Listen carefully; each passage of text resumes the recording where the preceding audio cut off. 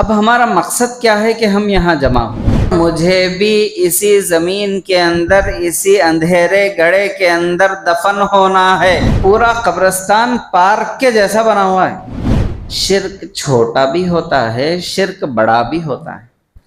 Like video, share video and subscribe اور channel.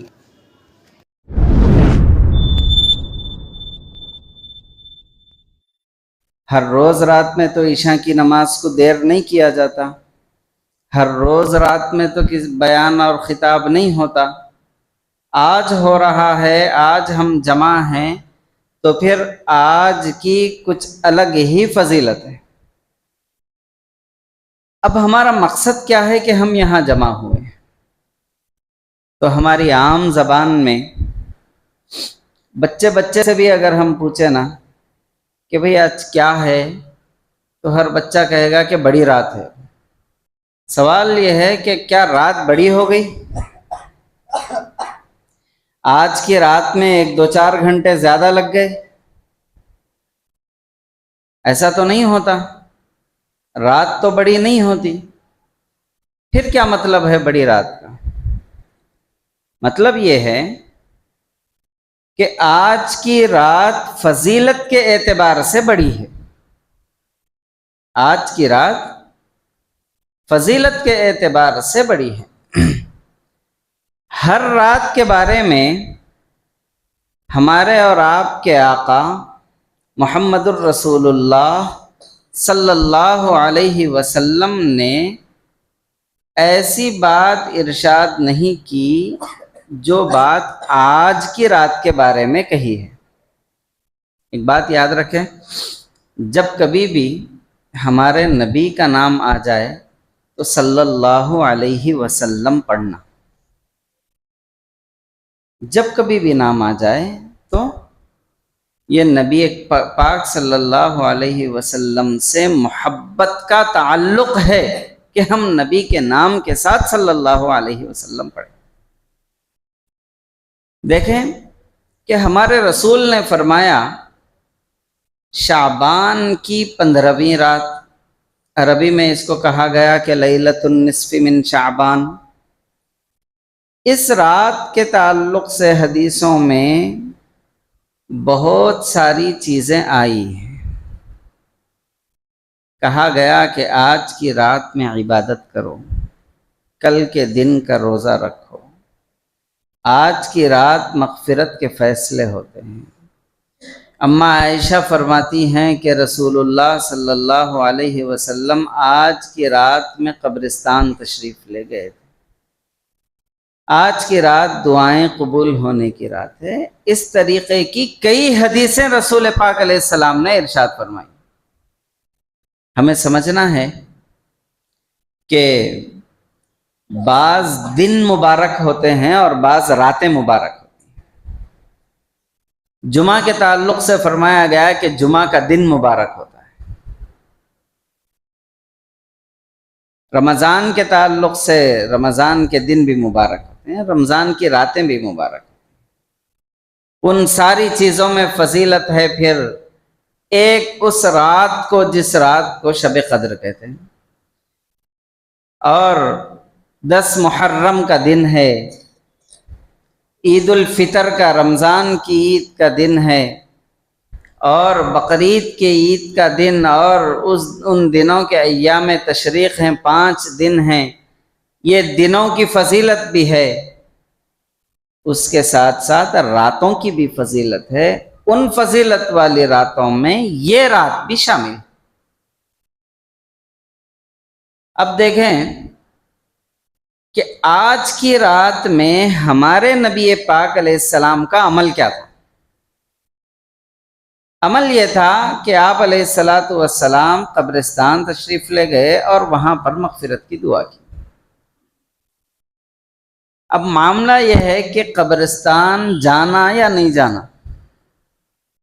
قبرستان اگر جائیں تو کس مقصد کے لیے قبرستان جانا؟ عام انداز میں 2 باتیں یاد رکھ لیں۔ قبرستان جانے کا کے 2 مقصد ہیں۔ وہ یہ ہے کہ ایک تو اپنے مرحومین کے لیے مغفرت کی دعا کرنا، ایک تو اپنے بڑے لوگ جو دنیا سے گزر گئے ہیں ان کی مغفرت کی دعا کرنا۔ ایک بات یہ بھی ہے کہ آپ مسجد میں بیٹھ کر بھی دعا کیجئے، دعا قبول ہوتی ہے، آپ گھر میں بیٹھ کر کیجئے، گھر میں بھی قبول ہوتی ہے۔ تو پھر اس کے لیے قبرستان جانے کی ضرورت تو نہیں ہے اپنے مرحوم کے لیے دعا کرنے کے لیے۔ تو پھر معلوم ہوتا ہے کہ قبرستان جانے کا دوسرا اور اہم مقصد یہ ہے کہ انسان کو اپنی قبر یاد آئے، یہ احساس اس کے دل کے اندر آ جائے کہ مجھے مرنا ہے اور مجھے بھی اسی زمین کے اندر، اسی اندھیرے گڑھے کے اندر دفن ہونا ہے۔ آپ نے غور کیا ہوگا کہ دنیا میں مسلمان ہیں جو ایک اللہ کو مانتے ہیں، اس کے علاوہ اور بھی دوسرے ریلیجین کے لوگ ہیں جو دوسرے مذہبوں کو مانتے ہیں۔ یہ سب سے ہٹ کے تھوڑے ایسے بھی لوگ ہیں جو کسی مذہب کو ہی نہیں مانتے، کسی خدا کو نہیں مانتے، خدا کا ہی انکار کر دیتے، ایسے بھی لوگ ہیں۔ لیکن دنیا میں آج تک کوئی ایسا آدمی نہیں نظر آیا کہ جس نے موت کا انکار کیا۔ کوئی آدمی ایسا نہیں معلوم ہوتا۔ خدا کو نہیں ماننے والے ہیں، خدا کا انکار کرنے والے لوگ ہیں، موت کا انکار کرنے والے لوگ نہیں ہیں۔ معلوم ہوتا ہے کہ موت اتنی اٹل حقیقت ہے کہ وہ آ کر ہی رہے گی۔ کوئی انسان موت کے بغیر، موت کو مانے بغیر زندہ نہیں رہتا۔ وہ یہ کہتا ہے کہ ایک دن آئے گا، آج میرے اندر طاقت ہے، آج میرے اندر قوت ہے، آج میں دوسروں سے لڑ سکتا ہوں، آج میں دوسروں پر حکومت کر سکتا ہوں، لیکن یہ بات بھی پکی ہے کہ ایک دن آئے گا کہ مجھے مرنا تو ہے۔ میں بیماری میں رہوں تب بھی مروں گا، میں صحت میں رہوں تب بھی مروں گا، میں کمزور رہوں تب بھی مروں گا، میں طاقتور رہوں تب بھی مروں گا، بہرحال مروں گا، مرے بغیر چارہ تو نہیں ہے۔ جب اتنی اٹل حقیقت ہے نا موت، اگر انسان اس موت سے غافل ہو جائے تو اس سے بڑی غفلت کوئی نہیں۔ اب قبرستان جانے پر قبروں کو دیکھ کر ہمیں اپنی موت یاد آ جانی چاہیے کہ بھئی یہاں مجھے بھی آ کر کے سونا ہے، ہمارے بعد آنے والے لوگ آئیں گے پھر ہمارے پاس۔ جب انسان کو موت کی یاد آ جاتی ہے نا تو پھر انسان کے اندر سے خرابیاں ختم ہو جاتی ہیں۔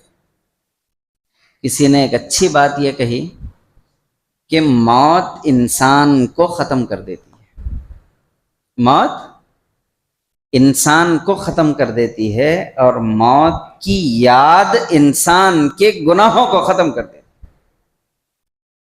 اب قبرستان جانے کا دوسرا مقصد یہ یاد رکھنا کہ ہم کو اپنی موت یاد آئے، ہم کو اپنی قبر یاد آئے۔ اگر ہم کو اپنی قبر یاد نہیں آ رہی ہے، ہم کو اپنی موت کے بعد کی زندگی کا احساس نہیں ہو رہا ہے، تو یہ بالکل صاف بات ہے کہ ہمارے قبرستان جانے کا کوئی اب مقصد باقی نہیں رہا۔ آج کل ہو بھی کیا گیا ہے، نبی کریم علیہ السلام کے زمانے میں آپ علیہ السلام بھی پورے صحابہ کو جمع کر کر قبرستان جا سکتے تھے؟ نہیں جا سکتے تھے۔ صحابہ تو ایسی ہستیاں اور ایسی ذات تھی کہ رسول کا حکم ہو جائے تو جانیں قربان تھی۔ ایسے لوگوں کو رکھنے کے باوجود نبی علیہ السلام اکیلے میں خاموشی سے قبرستان چلے گئے، صحابہ کو جمع نہیں کیا، کسی کو نہیں بلایا، خاموشی کے ساتھ چلے گئے قبرستان۔ تو رسول کا یہ عمل ہمیں بتاتا ہے کہ ہمیں بھی اسی طریقے سے جانا ہے، ہمیں بھی اسی طریقے سے جانا ہے، خاموشی سے جانا، اپنا کام کر کے واپس آ جانا ہے، یہ مقصد ہے۔ لیکن معاملہ یہ ہو گیا کہ بھئی ہم جا رہے ہیں تو وہاں پر پورا قبرستان پارک کے جیسا بنا ہوا ہے، پوری لائٹیں لگی ہوئی ہیں، رات اور دن میں فرق کا ماحول ہی باقی نہیں رہا وہاں پر کہ بھئی ہم فرق کر سکیں رات ہے یا دن ہے. اور لوگ اتنے کثرت سے وہاں پر جا رہے ہیں کہ دکان والوں کو یہ احساس ہو گیا ہے کہ زیادہ لوگ آئیں گے تو پھر کھائیں گے پیئیں گے بھی، ذرا اب ہم اپنی اپنی اسٹالیں لگا لیں گے. چائے والے چائے کی اسٹال لگا رہے ہیں، جلیبی والے جلیبی کی لگا رہے ہیں، دوشے والے دوشے کی لگا رہے ہیں، پوری والے پوری کی لگا رہے ہیں، گوشت والے گوشت کی لگا رہے ہیں. ہر کوئی اپنا اپنا بزنس آباد کر لے رہا. اب یہ سارے لوگ جو جا رہے ہیں قبرستان کو، وہ رسول کے طریقے کو سامنے رکھ کر قبرستان جا رہے ہیں. جانے کے بعد وہاں مقصد ہی ختم ہو جا رہا، انسان کھانے میں لگ جا رہا، پینے میں لگ جا رہا، لوگوں سے باتوں میں لگ جا رہا، ہنسنے ہنسانے میں لگ جا رہا، دنیا کی بے شمار باتوں کے اندر اپنے وقت کو ضائع کر رہا. اب بتائیے کہ کیا قبرستان جانے کا کوئی مقصد ہے؟ کیا اب ایسا جانا سنت ہے؟ اس کو سنت کہیں گے؟ وہاں جانے کے بعد یہ احساس بھی پیدا نہیں ہوا کہ اگر بیٹا باپ کی قبر پہ کھڑا ہوا ہے تو یہاں وہ میرا باپ تھا، یہ وہ باپ ہے میرا جس نے اپنی جوانی کو قربان کر کے مجھے جوان کیا تھا. یہ باپ کی محبت دل میں پیدا ہوتی ہے.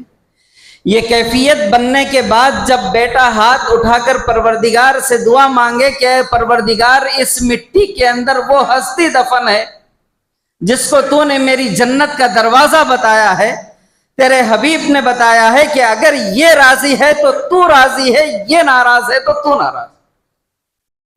ایسا شخص اس مٹی کے اندر سو رہا ہے، اس شخص کے لیے میں ہاتھ اٹھا کے دعائیں کروں تو دو آنسو اگر آنکھ سے نہ آئے تو پھر دل میں محبت باقی رہی؟ عزیز ساتھیوں، ہر کام، پہلے میں نے کہا تھا نا کہ ہم انسان ہیں اور انسان مقصد پہ کام کرتا ہے، بغیر مقصد کے کام نہیں کرتا. جو آدمی بغیر ٹارگٹ کے کچھ کام کرے نا وہ بیوقوف ہے. ہم گھر سے اگر باہر بھی نکلتے ہیں نا تو ہم چپل پہن کے نکلتے ہیں، چپل پہننے کا بھی ایک مقصد ہوتا ہے ہمارا، بغیر چپل پہنے نہیں نکلتے. ہم عقل مند ہونے کی دلیل ہے یہ ہماری. کپڑے بھی پہن رہے ہیں تو کپڑے پہننے کے پیچھے بھی ایک ریزن ہے، چپل پہن رہے ہیں تو اس کے لیے ریزن ہے. ہم جو کام کریں ہر کام کے پیچھے ریزن ہے ہمارا. تو اتنی مبارک رات آئے اور ہم قبرستان جائیں اور اس کا مقصد، اس کا ریزن ہی ختم ہو جائے تو پھر ہم عقل مند ہیں؟ اچھا، یہ تو ہو گیا اپنے مرحوم کے لیے دعا کرنے کا مسئلہ. اب دوسرا مسئلہ یہ بھی ہے کہ ہمیں اپنی بھی تو قبر یاد آئے نا. اب وہ ماحول میں انسان اپنی قبر کو یاد کر سکتا ہے؟ ایسے ہوتا ہے کہ پورے خاندان کے لوگ، دور دور کے دوست احباب جو کبھی بھی نہیں ملتے، ان ساروں کی ملاقاتیں قبرستان میں ہو جاتی ہیں. اب جیسے ہی پرانی دوستیاں ملے، شادیوں پر کیسے مبارکبادیاں اور خوشیاں اور خیریتیں ہوتی ہے، وہ پورے کام قبرستان میں ہوتے. اب ہر نیا آدمی ملتا، ہر نئے آدمی کے ساتھ تعلق قائم رکھنے کے لیے ذرا چائے پی لیں گے، وہ کھا لیں گے، یہ کھا لیں گے. اب آج کی رات تو نبی کریم صلی اللہ علیہ وسلم نے نوافل کے لیے دی تھی، دعاؤں کے لیے دی تھی، مغفرت کروانے کے لیے دی تھی، نجات کے فیصلے کرانے کے لیے دی تھی. ہمارا کام ہی بالکل الٹا ہو گیا. اب جو بندہ اپنی مغفرت کی فکر نہیں کرتا، اپنی نجات کی فکر نہیں کرتا، اپنی کامیابی کی فکر نہیں کرتا، ایسے بندے کے لیے ضروری ہے کہ وہ باہر نہ نکلے، خاموشی سے گھر میں اوڑھ کر سو جائے. کہیں بھی جانے کی ضرورت نہیں، خاموشی سے سو جائے. اگر عبادت نہیں کر سکتا تو کرنا ہے تو عبادت کرنا ہے، نہیں کرنا ہے تو کچھ بھی نہیں کرنا. ایسا نہیں دیکھیں کہ اگر نارمل دن میں گناہ ہوا تو گناہ ہوتا، نارمل دن میں نیکی ہوئی تو نیکی ہوتی. گناہ کو ہے عذاب، نیکی کو ہے ثواب. نارمل دنوں کے اندر اگر مبارک دنوں میں انسان نیکی کرے نا تو پھر اس کی نیکی کی اہمیت بڑھ جاتی ہے، ثواب بڑھ جاتا ہے۔ اس کا دوسرا پہلو یہ بھی ہے کہ اگر مبارک دنوں میں گناہ کرے تو گناہ کا عذاب بھی بڑھ جاتا ہے، گناہ کا عذاب بھی بڑھ جاتا ہے۔ اب ایسے مبارک موقع پر اگر ہم اپنی مغفرت کے لیے دعائیں نہیں کر سکتے، اپنے فیصلے اچھے نہیں کرا سکتے، تو بہتر ہے کہ ایسے موقع پر گناہ بھی نہ کریں۔ اگر نیکی نہیں کر سکتے تو گناہ بھی نہ کریں۔ الٹا ہو گیا، یہ گناہوں کو معاف کروانے کے لیے آئی تھی رات، اب ہم لوگوں نے گناہوں کو اس رات میں زیادہ کر لیا۔ تو عزیز ساتھیوں، ہمارے لیے آخری بات ہمارے رسول پاک صلی اللہ علیہ وسلم کی ہے۔ دنیا کے اندر آپ سے زیادہ معتبر شخص نہ پیدا کبھی ہوا ہے نہ کبھی ہو سکتا ہے۔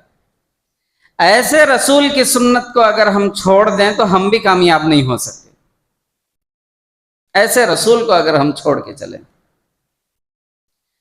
اب رہی بات، چونکہ یہ دعاؤں کی رات ہے، اس رات میں دعاؤں کی قبولیت کی گھڑی بھی ہے۔ ہمارا سب سے بڑا ایک المیہ یہ ہے، ہماری سب سے بڑی ایک پریشانی یہ ہے کہ ہم سمجھتے ہیں کہ ہماری دعائیں قبول نہیں ہو رہی، ہماری دعائیں قبول نہیں ہو رہی۔ آج مغفرت کی رات ہے تو مغفرت کا فیصلہ ہو جائے آج رات میں، کیوں نہ ہم اپنی مغفرت کروا لیں؟ بھائی جب جو آفر دکانوں میں لگایا جاتا ہے تو ہم فائدہ اٹھاتے ہیں ہر آفر سے، بلکہ انتظار میں رہتے ہیں کہ کن دنوں کے اندر دکانوں کے اندر سیل لگے گا، آفر لگے گا، وہ آفر سے ہم فائدہ اٹھائیں گے۔ ایک چیز خریدنا ہوگا 2 خرید لیں گے، نہیں خریدنا ہوگا پھر بھی خرید لیں گے اس کو، کیوں آفر میں مل رہا ہے نا، بعد میں اگر لیں گے تو پھر زیادہ قیمت دینی پڑے گی، اب لے لیں گے تو کم قیمت میں مل جائے گا۔ یہ دنیا کے معاملے میں ہم پورے الرٹ رہتے ہیں، صحیح ایسا کرنا ہے، وہ کرنا ہے۔ یہ جیسی پلاننگ ہوتی ہے ویسی پوری پلاننگ دین کے معاملات میں بھی ہونا ضروری ہے۔ مکمل طریقے سے دین کے معاملات میں بھی ہماری پلاننگ ہو کہ آفر کے دن کب آئیں گے، آفر کی راتیں کب آئیں گی، وہ وقت کب آئے گا کہ اگر میں 1 رکعت نماز پڑھوں گا تو پروردگار عالم اس 1 رکعت کا نماز کا ثواب مجھے بڑھا کر کے دے دیں گے۔ وہ رات کب آئے گی جب میں ہاتھ اٹھاؤں گا تو پروردگار عالم میرے ہاتھوں کو واپس نہیں لوٹائیں گے۔ مسلمانوں کو چاہیے کہ ایسی چیزوں کے بارے میں انتظار کرتے رہیں کہ کب لگے گا آفر، کب ہم فائدہ اٹھائیں گے۔ ہم سوچتے ہیں کہ ہماری دعائیں قبول نہیں ہوتی، کیوں قبول نہیں ہوتی؟ آج کی رات کے بارے میں رسول اللہ صلی اللہ علیہ وسلم نے چند لوگوں کا ذکر کیا ہے، ان لوگوں کی آج کی رات میں مغفرت نہیں ہوتی، وہ دعا کریں گے تو ان کی دعا قبول نہیں ہوتی۔ وہ کون لوگ ہیں وہ سن لیں، پھر ہم اپنی انفرادی عبادتوں میں لگ جائیں گے یا پھر سو جائیں گے انشاءاللہ، ٹھیک ہے نا؟ کوئی غلط کام نہیں کریں گے، کریں گے تو اچھا کریں گے یا کچھ کریں گے ہی نہیں، غلط کام نہیں کریں گے۔ رسول پاک صلی اللہ علیہ وسلم نے فرمایا، وہ شخص جو شرک کرتا ہو اس کی مغفرت نہیں ہوگی۔ اب بات یہ ہے کہ ہم تو مسلمان ہیں، ہم مشرک نہیں ہیں، ہم کیسا شرک کریں گے؟ ہمارا اور شرک کا تو لینا دینا ہی نہیں ہے نا۔ کبھی ہم مندر گئے نہیں، کبھی ہم کسی اور کو خدا مانے نہیں، کبھی ہم کسی اور کی عبادت کرے نہیں، تو پھر ہم شرک کیسا کریں گے؟ سوال تو پیدا ہوگا یا نہیں ہوگا؟ ہمارا اور شرک کا لینا دینا ہی نہیں ہے، ہم اس گمان میں ہیں، یہی گمان ہمارا چل رہا ہے۔ بلکہ یاد رکھنا چاہیے کہ شرک کی قسمیں ہیں، شرک چھوٹا بھی ہوتا ہے، شرک بڑا بھی ہوتا ہے، شرک دکھنے والا بھی ہوتا ہے، شرک چھپا ہوا بھی ہوتا ہے۔ نبی کریم صلی اللہ علیہ وسلم نے شرک کے بارے میں ارشاد فرمایا کہ جو آدمی ریاکار ہوگا، جو آدمی کسی کو دکھانے کے لیے کوئی عمل کرے گا، جو آدمی اگر نماز پڑھ رہا ہو اور اس کے دل کے اندر یہ خیال آ جائے کہ لوگ مجھے یہ کہیں کہ میں نمازی ہوں، کوئی آدمی عبادت کر رہا ہو، لوگ یہ سمجھیں کہ یہ بڑا نیک آدمی ہے، کوئی آدمی روزہ رکھ رہا ہو اور یہ سمجھ رہا ہو کہ اگر میں روزہ نہ رکھوں تو لوگ کیا کہیں گے، اگر کوئی آدمی ہر بھلائی کا کام کر رہا ہو اور اس کا مقصد دنیا کے لوگ ہوں، تو پھر سمجھ جائیے یہ دنیا کے لوگوں کو دکھانے کے لیے کام ہے، اس کو عمل اور عبادت نہیں دکھاوا کہتے ہیں، اس دکھاوے کو عربی کے اندر ریا کہتے ہیں، اور رسول خدا صلی اللہ علیہ وسلم نے فرمایا دکھاوے کے لیے کوئی کام کرنا یہ بھی شرک ہے، ہاں مگر چھوٹا شرک ہے، بڑا شرک نہیں۔ شرک چھوٹا ہو یا بڑا ہو، شرک دکھنے والا ہو یا شرک چھپنے والا ہو، شرک شرک ہوتا ہے اور اللہ مشرک کی مغفرت نہیں کرتا۔ اب غور کر کے دیکھ لیں ہماری زندگیوں کے اندر کہیں یہ عمل تو نہیں ہے کہ ہم کسی کو دکھانے کے لیے کچھ کر رہے ہیں، کسی کو دکھانے کے لیے کچھ کریں گے تو شرک ہو جائے گا، عبادت نہیں ہوگی۔ ایسا شخص ہاتھ اٹھائے گا نا تو پھر فرمایا گیا کہ مشرک کی مغفرت نہیں ہوگی۔ آج کی رات کی مبارک گھڑی آئے گی بھی اور چلی جائے گی، ایسے آدمی کی دعا قبول ہوگی ہی نہیں۔ اب وہ اپنی مغفرت کی دعائیں کتنی بھی ساری رات دعا میں لگا رہے، اس کے اندر چونکہ یہ بیماری ہے تو پھر اس بیماری کا نتیجہ یہ ہوگا کہ اس کی مغفرت کا فیصلہ نہیں۔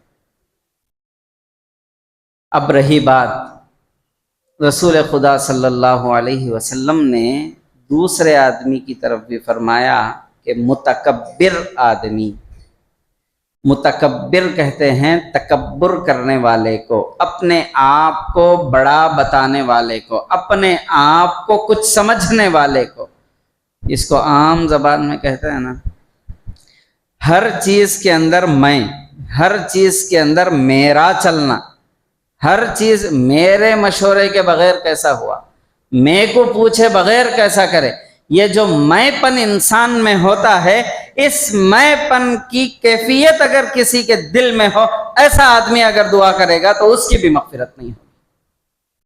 چاہیے کہ انسان اپنے آپ کو عاجز سمجھے، اپنے آپ کو کمتر سمجھے، اپنے آپ کو چھوٹا سمجھے۔ حدیث پاک میں آیا ہے کہ یہ جو بڑائی ہے، یہ جو کبریائی ہے، یہ جو کبر ہے، یہ اللہ تعالیٰ کی چادر ہے، جو اللہ تعالیٰ کی چادر کو کھینچتا ہے، یعنی بڑائی کرتا ہے، اپنی کبریائی بیان کرتا ہے، ایسا شخص اللہ کی چادر کو کھینچتا ہے اور اللہ تعالیٰ ایسے شخص کے خلاف میں جنگ کا اعلان کرتا ہے۔ حدیث پاک میں آیا کہ کبر اللہ تعالیٰ کی چادر ہے، جو اس کو کھینچے گا اللہ اس کے خلاف جنگ کا اعلان کرے۔ تو عزیز ساتھیو، ایسے شخص کی بھی مغفرت نہیں ہوگی۔ ہم جو واویلا کرتے ہیں نا کہ بھئی ہماری مغفرت ہوئی یا نہیں ہوئی، دعائیں قبول ہوئی یا نہیں ہوئی، نہیں ہونے کے نتیجے یہ ساری چیزیں ہوتی۔ جب تک یہ بیماریاں اندر ہوں گی تب تک کام تو ہمارا نہیں بنے گا۔ پھر رسول اللہ صلی اللہ علیہ وسلم نے فرمایا کہ ایسا آدمی جو شراب پیتا ہو اس کی بھی مغفرت نہیں ہوتی۔ شرابی جس کے بارے میں قرآن مجید میں وضاحت کے ساتھ آیا ہے کہ اس سے دور ہٹ جاؤ، یہ شیطان کا ہتھ کنڈا ہے، ایسا آدمی جو شرابی ہو اس کی بھی مغفرت نہیں ہوگی۔ پھر فرمایا گیا کہ زانی، زنا کرنے والا، اس کی بھی مغفرت نہیں ہوگی۔ ہم سمجھتے ہیں زنا کا مطلب یہ ہے کہ کوئی مرد کسی عورت سے یا کوئی عورت کسی مرد سے غلط کام کرے وہ زنا ہے، بلکہ یہ ہمیں سمجھ لینا چاہیے کہ صرف وہی زنا نہیں ہے۔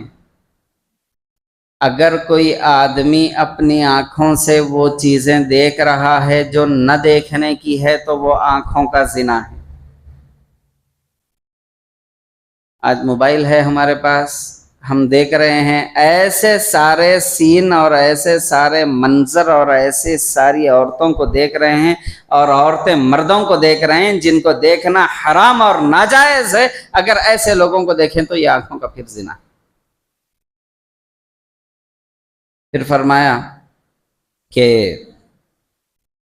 آگے بڑھ کر اگر کوئی اپنے قدموں سے ایسی محفلوں کی طرف جائے جہاں پر زنا کا کام ہو رہا ہو تو وہ پھر چلنے کا زنا ہے، قدموں کا زنا ہے۔ اگر کوئی زبان سے ایسی باتیں کہے جو باتیں زنا کی طرف دعوت دیتی ہیں یا زنا ہیں تو پھر یہ زبان کا زنا ہے۔ اگر سنے تو کانوں کا زنا ہے۔ اگر ہاتھ لگائے ہاتھوں کا زنا ہے۔ تو یہ بھی سارا زنا ہے۔ زنا یہ نہیں کہ بھئی ایک مرد ایک عورت صرف اکیلے میں آ جائیں تو زنا ہے، وہی زنا، باقی کا یہ ساری یہ بھی زنا ہے۔ اور زنا کے بارے میں فرمایا گیا قرآن مجید میں کہ زنا کے قریب بھی نہ جاؤ، زنا نہ کرو، زنا سے بچو، ایسا حکم نہیں آیا، بلکہ فرمایا گیا کہ اس کے قریب بھی جانا نہیں۔ آپ اندازہ لگائیں کہ کتنی سخت تاکید اس بارے میں آئی ہے، قریب سے جانے سے بھی روک دیا گیا۔ پھر فرمایا گیا کہ زانی کی اس رات میں مغفرت نہیں ہوگی۔ اب ہمیں چاہیے کہ اپنے اندر غور کریں کہ کہیں شرک تو ہمارے اندر نہیں ہو رہا، کہیں تکبر تو ہمارے اندر نہیں آ رہا، ریاکاری تو ہمارے اندر نہیں آ رہی ہے، ہمارے اندر شراب کی نشے کی عادت تو نہیں ہے، ہمارے اندر زنا کی عادت تو نہیں ہے۔ پھر فرمایا کہ ایسا شخص جو لوگوں کا قتل کرتا ہے قاتل کی بھی مغفرت نہیں ہوگی، قاتل کی بھی مغفرت اس رات میں نہیں ہوگی۔ پھر فرمایا رسول خدا صلی اللہ علیہ وسلم نے جو آدمی رشتے توڑتا ہے، رشتے توڑنے والوں کی بھی مغفرت اس رات میں نہیں۔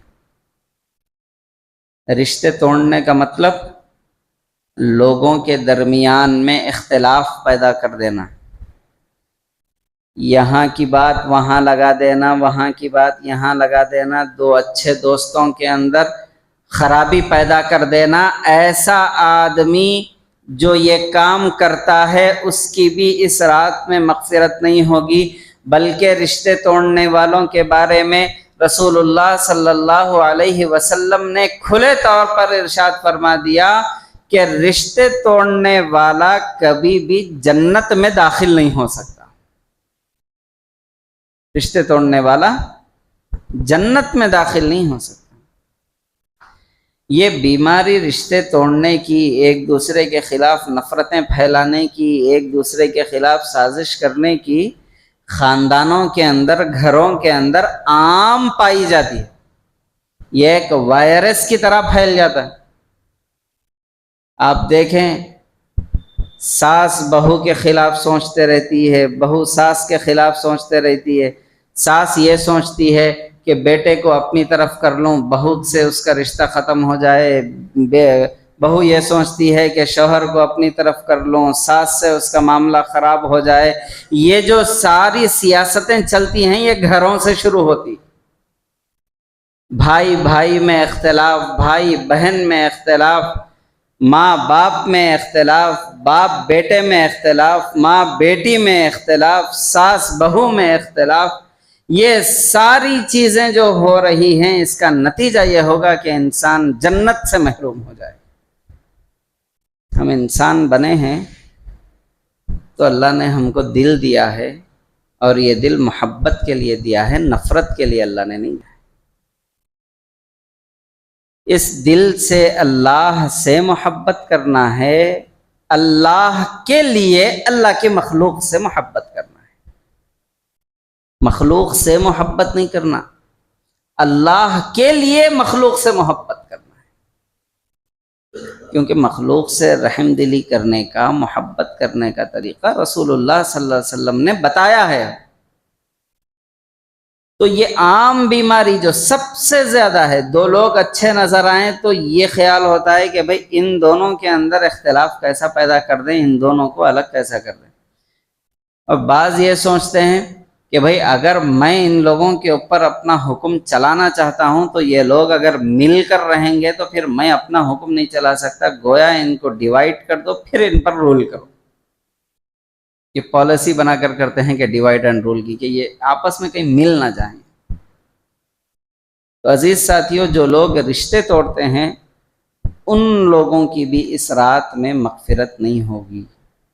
رسول اللہ صلی اللہ علیہ وسلم کا یہ فرمان ہے، مطلب یہ ہے کہ یہ آخری بات ہے، اس کے بعد اب کوئی بات نہیں، اب کچھ سننا بھی باقی نہیں رہا، اب کچھ بولنا بھی باقی نہیں رہا، کیونکہ رسول کے جیسی سچی شخصیت نہ کبھی پیدا ہوئی نہ کبھی پیدا ہوگی۔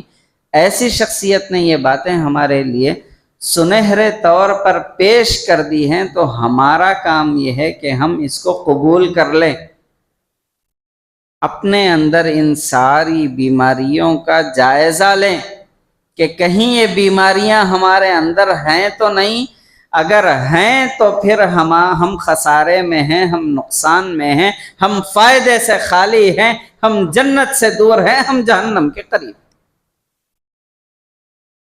بہرحال بزرگان محترم، یہ مبارک جو راتیں ہوتی ہیں نا، یہ لمبی لمبی تقریریں کرنے کی راتیں نہیں ہوتی، لمبی لمبی عبادتیں کرنے کی راتیں۔ تو ہمیں چاہیے کہ ہم عبادتیں کریں، اپنے دل کو صاف کریں، اپنے دل کو پاک کریں، اپنے دل کے اندر اللہ کی محبت کو لائیں، اللہ کے لیے جو کچھ کرنا ہے کریں۔ اگر ہم اللہ کے لیے نہ کر سکتے ہوں تو پھر ہمارا کچھ کر کے کچھ فائدہ ہونے والا نہیں۔ دعا کریں کہ اللہ رب العالمین ہم کو ایسی مبارک راتوں کی قدر کرنے کی توفیق عطا فرمائیں، ان راتوں کی جو برکات ہیں، جو رحمتیں ہیں، وہ ساری رحمتیں اور ساری برکتیں ہمیں حاصل کرنے والا بنائیں۔ ہماری دعاؤں کو اپنے حبیب کے صدقے میں قبول فرمائیں۔ دعا کر لیجئے، درود شریف پڑھیں۔ اللہم صلی علی سیدنا شفیعنا حبیبنا نبینا مولانا محمد وبارک وسلم۔ ربنا آتنا فی الدنیا حسنۃ وفی الآخرۃ حسنۃ وقنا عذاب النار۔ اللہم انت السلام ومنک السلام، تبارکت ربنا وتعالیت یا ذا الجلال والاکرام۔ اللہم اعط نفوسنا تقواہا وزکیہا انت خیر من زکاہا، انت ولیہا ومولاہا، انت ولیہا ومولاہا۔ اے اللہ ہمارے گناہوں کو معاف کر دیجئے، خطاؤں کو درگزر کر دیجئے، رحم و کرم کا معاملہ کر دیجئے، خیر و عافیت کا معاملہ کر دیجئے۔ اے اللہ رحمت برسا دیجئے۔ اے اللہ یہ آپ کا فضل ہے، یہ آپ کا کرم ہے، یہ آپ کا احسان ہے کہ آپ نے ہمیں مبارک مہینے عطا کیے ہیں، شعبان جیسا مبارک مہینہ عطا کیا۔ اے اللہ یہ آپ کا فضل ہے کہ آپ نے ہمیں اس کے اندر شعبان کی یہ مبارک رات بھی عطا کر دی۔ اے اللہ اس رات کا خاصہ ہے کہ اس رات میں مغفرتیں ہوتی ہیں۔ اے اللہ ہماری مغفرت فرما دیجئے، اے اللہ ہمیں بخش دیجئے، اے اللہ ہمارے مرحومین کی مغفرت فرما دیجئے، جو لوگ دنیا سے گزر چکے ہیں ان کی مغفرت کے فیصلے اس رات میں فرما دیجئے۔ اے اللہ جتنی بیماریاں آپ کے حبیب علیہ السلام نے بتائی ہیں ان تمام بیماریوں سے ہم کو پاک کر دیجئے۔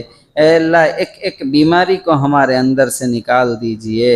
اے اللہ آپ قادر مطلق ہیں، آپ جو چاہے کر سکتے ہیں، آپ کو کوئی پوچھنے والا نہیں ہے، جو کچھ بھی آپ کریں آپ کو کوئی سوال کرنے والا نہیں ہے۔ اے اللہ ہم کمزور ہیں، ہم لاچار ہیں، ہم ناتواں ہیں۔ اے اللہ رحم کا معاملہ کر دیجئے، کرم کا معاملہ کر دیجئے، خیر و عافیت کا معاملہ کر دیجئے، درگزر کا معاملہ کر دیجئے۔ اے اللہ اس ملک میں مسلمان بڑے پریشان ہیں۔ اے اللہ مسلمانوں کے جان کی، مال کی، ایمان کی حفاظت فرما لیجئے۔ اے اللہ حفاظت فرما لیجئے۔ اے اللہ ہمیں نیک بنا دیجئے، ایک بنا دیجئے، متقی بنا دیجئے، سنتوں پر عمل کرنے والا بنا دیجئے، آپ کے حبیب کی سنتوں کو سارے عالم میں پھیلانے والا بنا دیجئے، اے اللہ آپ کے قرآن کی تعلیم کو سارے عالم میں پھیلانے والا بنا دیجئے، اے اللہ رحم و کرم کا معاملہ کر دیجئے، اے اللہ جو پریشان ہیں ان کی پریشانیوں کو دور کر دیجئے، جو بیمار ہیں ان کی بیماریوں کو دور کر دیجئے، جو قرضوں میں ہیں ان کے قرضوں کی ادائیگی کی شکلیں اور صورتیں پیدا کر دیجئے، جو بن بیاہی ہیں ان کے لیے مناسب رشتوں کا انتظام کر دیجئے، اے اللہ رحم و کرم کا معاملہ کر دیجئے، خیر و عافیت کا معاملہ کر دیجئے، درگزر کا معاملہ کر دیجئے، فلسطین کے حالات پر رحم فرما دیجئے، اے اللہ وہاں پھر سے اسلام کا بول بالا فرما دیجئے، ظالموں کو ہدایت دے دیجئے، ان کے مقدر میں ہدایت نہیں تو ان کو اس زمین سے پاک کر دیجئے، اس زمین سے پاک کر دیجئے، اے اللہ آپ قادر مطلق ہیں، آپ جو چاہے کر سکتے ہیں، اے اللہ ہم کمزور اور مجبور ہیں، ہم کچھ نہیں کر سکتے، اے اللہ ہم دعائیں مانگ سکتے ہیں، اے اللہ ہم آپ کے سامنے اپنے ہاتھ پھیلائے بیٹھے ہوئے ہیں، اے اللہ رحم کی بھیک دے دیجئے، کرم کی بھیک دے دیجئے، آپ کے حبیب نے دعائیں مانگنے کا سلیقہ سکھایا ہے، اے اللہ ہم اتنے بدبخت ہیں کہ ہمیں دعا مانگنے کا سلیقہ بھی نہیں آتا، اے اللہ ہمیں مانگنے والا بنا دیجئے، آپ کو مانگنے والے بندے پسند ہیں، آپ کو رونے والے بندے پسند ہیں، آپ کو گڑ گڑانے والے بندے پسند ہیں، اے اللہ ہم مانگنے بھی نہیں آتا، ہمیں رونے بھی نہیں آتا، ہمیں گڑ گڑانے بھی نہیں آتا، اے اللہ آپ سے مانگنے کا سلیقہ ہمیں سکھا دیجئے، آپ سے مانگنے کا سلیقہ سکھا دیجئے، اے اللہ یہ جو آپ کے سامنے ہاتھ اٹھے ہیں ان ہاتھوں کی لاج رکھ لیجئے، اے اللہ ہماری ان ٹوٹی پھوٹی دعاؤں کو اپنے فضل و کرم سے اپنے حبیب کے صدقے میں قبول فرما لیجئے، ان اللہ و ملائکتہ یصلون علی النبی یا ایہا الذین آمنوا صلوا علیہ وسلموا تسلیما، اللہم صل علی سیدنا شفیعنا حبیبنا نبینا مولانا محمد وبارک وسلم، سبحان ربک رب العزت عما یصفون وسلام علی المرسلین والحمد للہ رب العالمین۔